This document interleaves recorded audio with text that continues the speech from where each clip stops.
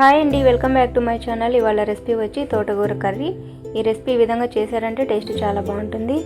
ముందుగా తోటకూరని శుభ్రంగా కడిగి సన్నగా కట్ చేసి టమోటాలు, కచ్చపచ్చ దంచిన వెల్లుల్లి రెబ్బలు, కొద్దిగా పచ్చిమిర్చి, కొద్దిగా చింతపండు, రుచికి సరిపడా ఉప్పు, కొద్దిగా పసుపు, అలాగే కొద్దిగా కారం పొడి వేసి ఇప్పుడు ఇందులోకి కొద్దిగా ధనియాలు, అలాగే కొద్దిగా వాటర్ వేసి మూత పెట్టి ఉడికించుకోవాలి.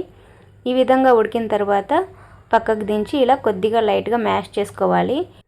ఈ విధంగా మ్యాష్ చేసుకొని పక్కన పెట్టుకొని ఇప్పుడు స్టవ్ వెలిగించి ఒక కడాయి పెట్టి కొద్దిగా ఆయిల్ వేసి తిరగబాత గింజలు, పచ్చిశనగపప్పు, సన్నగా కట్ చేసిన ఆనియన్స్ వేసి ఫ్రై చేసుకోవాలి.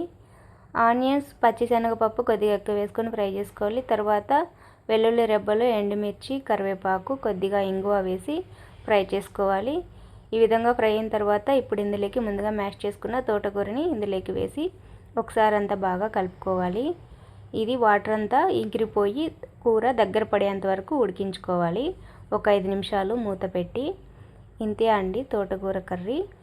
చాలా ఈజీగా ప్రిపేర్ చేసుకోవచ్చు. చపాతీ, రైస్లోకి, జొన్న రొట్టెలోకి చాలా బాగుంటుంది.